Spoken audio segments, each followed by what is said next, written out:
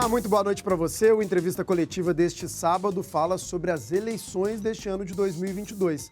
A disputa pelo cargo de presidente da República é cercada até aqui por violência, informações falsas e ameaças à democracia. Nesse contexto, não faltam críticas ao processo eleitoral brasileiro por parte do presidente Jair Bolsonaro, candidato à reeleição, e de apoiadores do presidente. E é neste clima de questionamentos, muitos deles infundados, que o nosso convidado de hoje assume a presidência do Tribunal Regional Eleitoral de Minas Gerais. Muito boa noite, desembargador Maurício Torres Soares. Seja muito bem-vindo. Muito obrigado, boa noite. É sempre bom ter a oportunidade de prestar esclarecimentos à população. E me ajudando aqui, fazendo as perguntas nessa entrevista coletiva, Orion Teixeira, comentarista de política do Grupo Band Minas. Muito boa noite, Orion. Boa noite, André, Murilo, presidente Maurício. Boa noite a todos. Pois é, e ao meu lado, Murilo Rocha, diretor de jornalismo do Grupo Band Minas. Muito boa noite, Murilo. Boa noite, André. Boa noite, Orion. Boa noite, doutor Maurício. Muito obrigado aí por aceitar o nosso convite.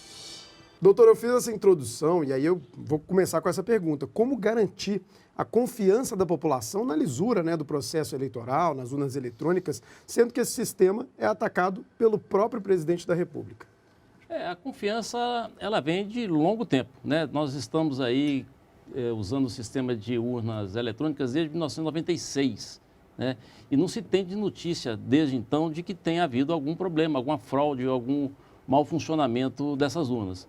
Esse é a melhor propaganda que se pode fazer do sistema, E, ao contrário, como não houve provas até hoje de que esse sistema não funciona, quem quiser fazer a alegação que traga, então, as indicações de onde estão os problemas, onde estão os defeitos, para que a gente possa apurar e aferir se há ou se não há algum defeito. Mas até que se diga ao contrário, sempre funcionaram muito bem e sem reclamação.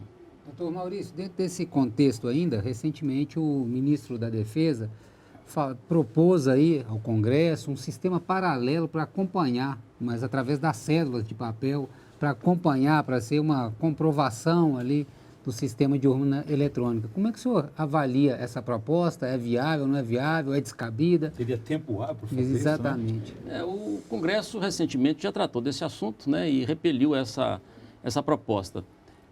Eu vejo agora uma dificuldade, a proximidade do pleito eleitoral impede que isso seja tratado no Legislativo, E também não há mais tempo hábil, imagino, para que a Justiça Eleitoral possa implementar isso, ainda que venha a ser aprovado da agora para frente. O tempo é muito curto, de hoje até as eleições. Mas seria necessário uma avaliação do senhor? Não, de forma alguma, não seria necessário e até traria uma certa dificuldade para a Justiça Eleitoral. Até porque um equipamento a mais, um motivo a mais de contratação, de aferição, de compra de material. Nós não temos esse tempo hábil.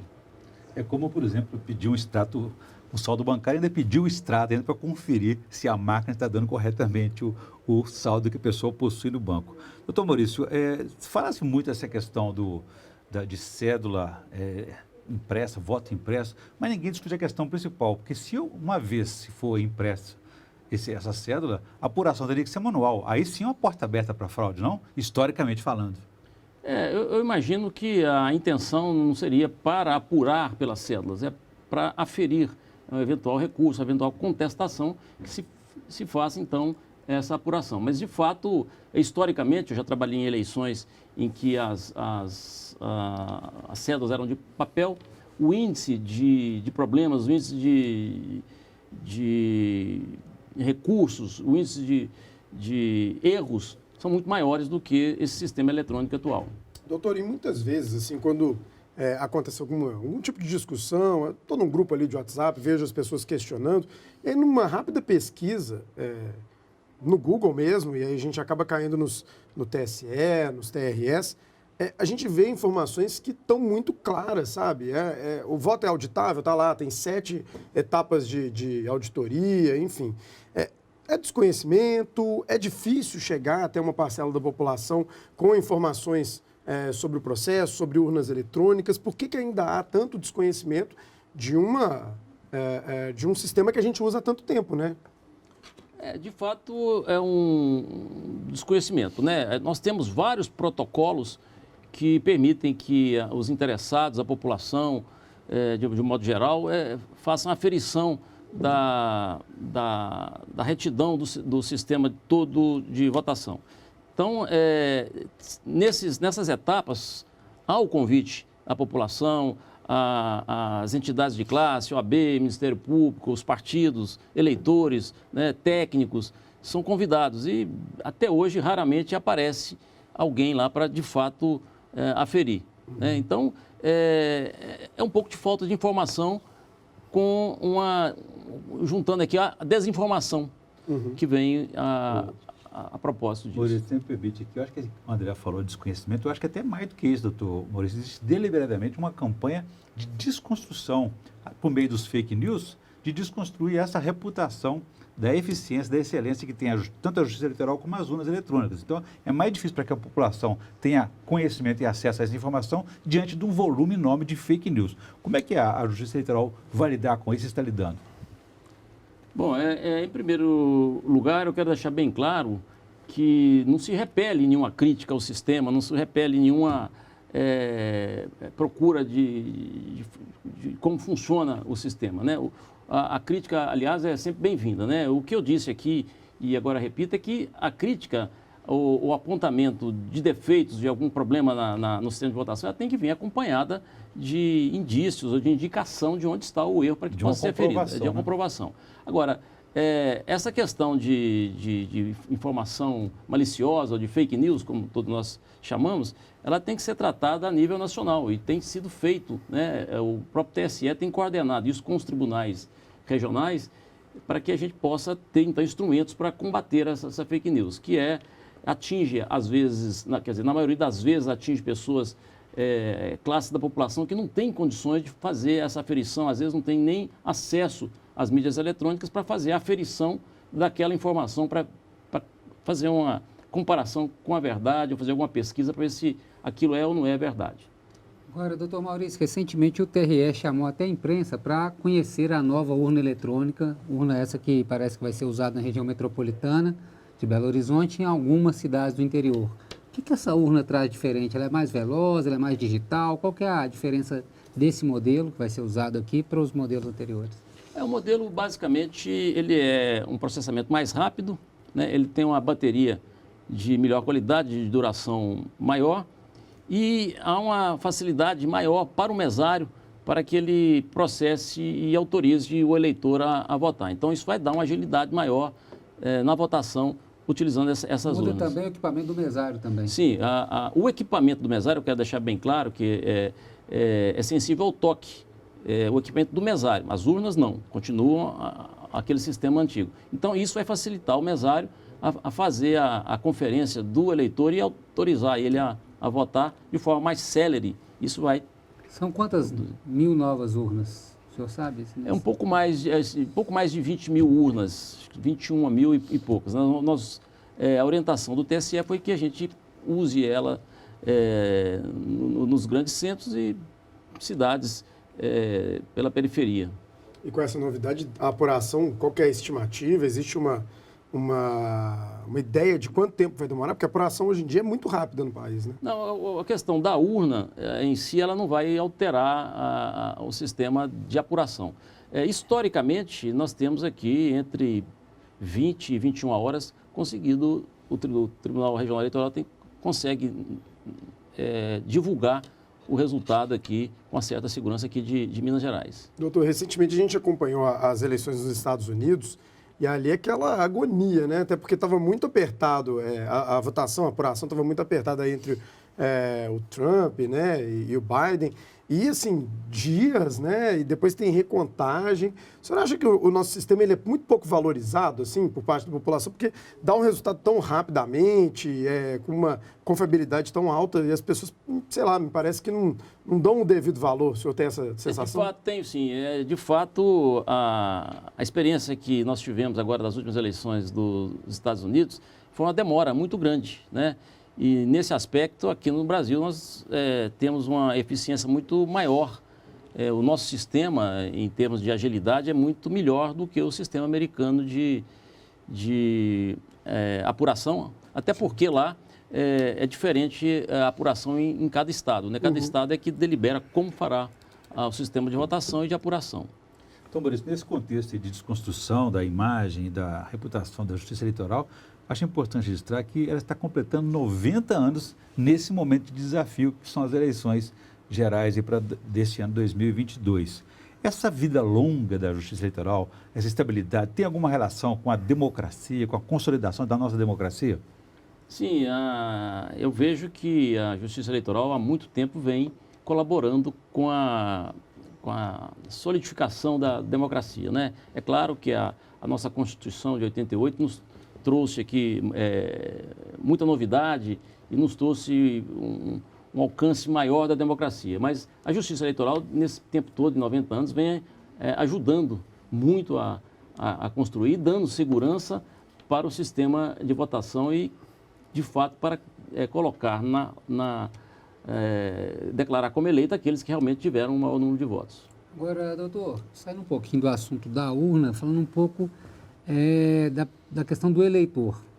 A cada nova eleição a gente tem percebido um não comparecimento nas eleições muito grande dos eleitores, um desinteresse pelo processo eleitoral.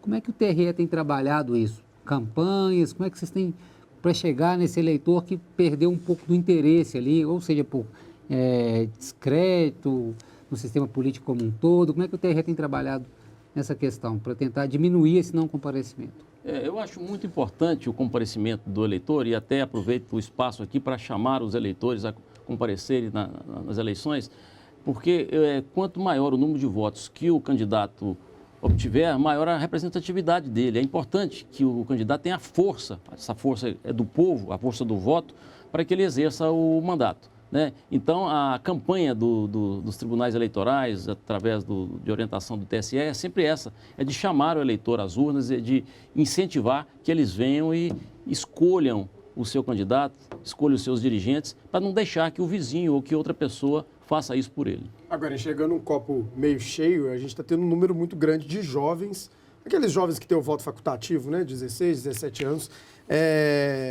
regularizando, tendo título. Isso é positivo, é visto como bom, assim, ter pessoas cada vez mais cedo se interessando pelo processo e votando? Sim, é excelente, né? É excelente. Todo mundo que tiver habilitado a votar, tiver na idade ou tiver em condições de exercer o direito ao voto é importante para que o país se consolide aqui nessa democracia que estamos tentando cada dia mais caminhar em direção a ela. Minas registrou esse aumento desses jovens, 16 a 17 anos, assim como outras regiões do país? Hoje saiu dados do TSE a respeito, ainda não tem todos os dados, mas estão disponíveis no site, saiu até agora à tarde, estão disponíveis no site do TSE. Há possibilidade de se fazer a pesquisa, inclusive com filtros bem distintos. Mas houve um crescimento, né? Em Minas, nós tivemos um crescimento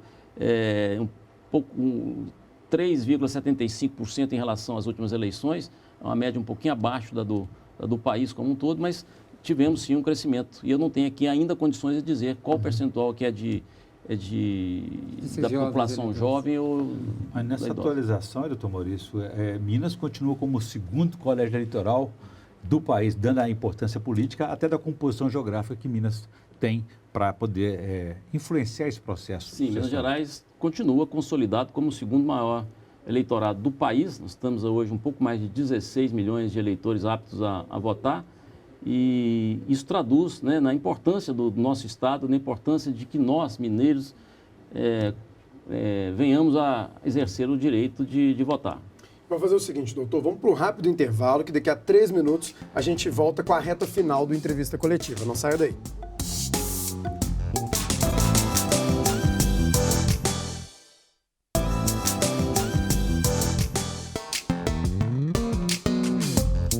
Estamos de volta com a entrevista coletiva, hoje com o presidente do Tribunal Regional Eleitoral de Minas Gerais, desembargador Maurício Torres Soares.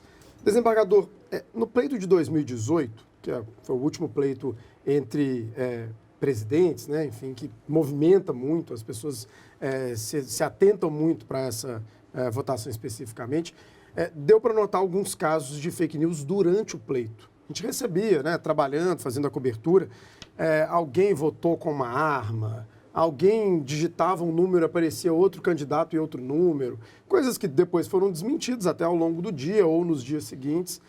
É uma preocupação do TRE, do TSE, essa questão dessas fake news durante o pleito, que às vezes a pessoa pode receber ali naquele aplicativo de mensagens e às vezes até, sei lá, influenciar ali na forma de votar? Sim, é uma preocupação muito grande da Justiça Eleitoral esse ano com as fake news. O próprio Tribunal Superior Eleitoral já fez, né, já chamou essas empresas de mídias eletrônicas para auxiliar nessa questão. Inclusive, elas estão disponibilizando a própria estrutura delas para que a gente possa fazer esses filtros, impedir ou fazer o reconhecimento de quem está divulgando aquilo. Então, de forma que estamos muito atentos a isso. E a punição, né? Porque reconhecer quem está fazendo pode gerar algum tipo de punição. Sim, pode gerar. A Justiça Eleitoral está atenta e eu disse, inclusive, que o TSE já deu um norte para nós, todos os tribunais do país, a respeito das consequências dessa informação de notícias falsas, o que aconteceu com o julgamento do deputado Francisco Francisquini no Paraná, que ao divulgar uma mídia falsa no dia da eleição, foi cassado, né? Não pôde tomar posse, na verdade, não pôde exercer o mandato, exatamente por esse motivo. Então, esse é um norte, né? É um indicativo muito forte do que a Justiça Eleitoral pode qual providência que a Justiça Eleitoral pode tomar a esse respeito. Agora, doutor Maurício, como que a Justiça Eleitoral faz para tentar ficar atualizada com essa questão do mundo digital? E eu digo, por exemplo, sobre campanhas extemporâneas, ataques indevidos, como é que a Justiça está se atualizando para isso? Porque fica muito mais difícil, né? Antigamente tinham menos meios de comunicação, vamos pensar assim, era mais fácil identificar, por exemplo, uma campanha, o cara pedindo voto. Agora, hoje, você tem o TikTok, você tem o Twitter, você tem o Instagram, você tem uma série de mídias e, às vezes, questões sutis. Né? Como é que a Justiça está se atualizando para acompanhar essa velocidade dessas mudanças? São duas coisas principais nesse aspecto. O primeiro é a ajuda das próprias empresas de mídias digitais. Elas vão trazer para a gente essas informações o tribunal ele age sob demanda, né? Quando chegar a informação, o tribunal age. E a própria fiscalização dos grupos antagônicos nos traz também essas informações e permite que nós, da Justiça Eleitoral, tomemos a providência, a providência o mais rápido possível. Então, Maurício, eu vou explorar um pouco a experiência judicante. O senhor já passou por várias comarcas no interior de Minas Gerais, já presidiu as eleições em várias regiões. Esse nível de acirramento que nós vivemos hoje, ele é inédito no país, em Minas Gerais, e estamos chegando a um nível de agressão, como o senhor viu aí, até de violência política. O TRE, a Justiça Eleitoral, tem algum plano de segurança para garantir segurança para 16 milhões de pessoas votarem em harmonia, em segurança, em paz? Sim, já estamos preparando, né? Isso com reuniões, já fizemos várias reuniões com a Polícia Militar, né? E temos lá um grupo de segurança e inteligência no tribunal que tem participação das polícias militares, da Polícia Rodoviária, da Polícia Civil. E estamos traçando agora um plano para prevenção desses problemas que possam ocorrer próximos aos locais de votação. E esse acirramento é inédito? O senhor já assistiu isso antes? Bom, guardadas as proporções, há muito acirramento também em cidades pequenas do interior, né? Já presenciei, já participei de eleições com um acirramento muito grande. É claro que deste ano é a nível federal, é uma proporção muito maior, né? E por isso que a gente tem que tomar muito cuidado também em relação a isso. E tem também a questão o estado é muito longo, né? Muito grande, mais de 850 municípios e com realidades muito diferentes. Reforço de policiamento, campanha de prevenção, o que pode ser feito para evitar casos como o que a gente viu em Foz do Iguaçu, enfim, de violência mesmo, às vezes de pessoas que pensam de forma diferente, né? E Foz do Iguaçu ainda está sob investigação, Sim. né? A gente torce até para que a verdade venha, de fato, a trazer para nós um resultado que a gente torce para que não seja, de fato, político. Mas, se for, é uma preocupação a mais que a gente tem. E a nossa prevenção, o nosso trabalho da Justiça Eleitoral é, de fato, orientar, né, as polícias que ficarão trabalhando durante todo o dia de eleição para que a gente possa evitar essas agressões ou qualquer tipo de problema no dia da votação. Agora, do ponto de vista do eleitor, essa eleição deste ano traz alguma novidade para o eleitor, para quem vai votar? Estou lembrando que em 2020, em razão da Covid, por exemplo, os horários foram alterados, né? Começou a votação mais cedo. Tem alguma mudança esse ano ou é o mesmo processo para o eleitor, é a mesma coisa? Não tem nenhuma notícia de que tenha havido nenhuma alteração nesse aspecto, né? A única alteração que nós temos até agora é que não atinge aqui o estado de Minas, aquelas eleições daqueles estados que têm um fuso horário diferente, que vão passar a observar o mesmo horário para que a gente possa terminar isso num momento só. Doutor Maurício, o senhor destacou no discurso de posse do senhor as dificuldades da nossa democracia, né? Períodos curtos de estabilidade democrática e até mesmo nas sucessões políticas, né, de governos. O senhor acha que hoje essa turbulência que o país vive aí, a democracia está em risco novamente? Eu não acredito que esteja em risco, né? O acirramento nos preocupa, né? Mas eu não acredito que tenhamos aqui risco em democracia. Nós estamos num momento de maturidade democrática, né? O país há de passar por essa turbulência e sair lá na frente mais forte, com a democracia mais forte, mais estável, inclusive. Doutor, mas acho que tem uma questão, de certa forma, inédita na história, que é o atual presidente praticamente dizer, em alguns momentos, que, em caso de derrota, não vai reconhecer a validade das eleições, a não ser que seja da forma como ele está colocando, que não vai acontecer. O senhor até disse que o Congresso rejeitou. Preocupa o pós-eleição, numa eventual derrota do atual presidente? Como é que o senhor vê essa situação? A eleição como um todo nos preocupa em razão do acirramento, né? Mas eu não acredito que aqui no país, aqui no Brasil, nós tenhamos espaço para que não seja aceito o resultado das eleições, não seja empossado aquele que de fato vier a ganhar. Agora, vocês conversaram com a polícia, têm conversado com a Polícia Militar para reforçar a segurança das pessoas e também das urnas nos locais de votação?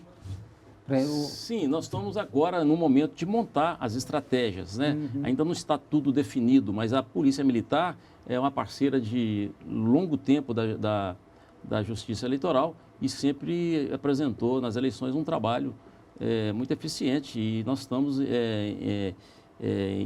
com várias reuniões com eles para exatamente dar essa tranquilidade para os eleitores. Vamos chegar a um ponto de consenso com a Polícia Militar e de segurança. E do ponto de vista do Estado, alguma região aí do ponto de vista de logística mesmo, historicamente, alguma região aqui é mais problemática para demora da chegada do resultado aqui em Minas ou aqui costuma ser meio uniforme?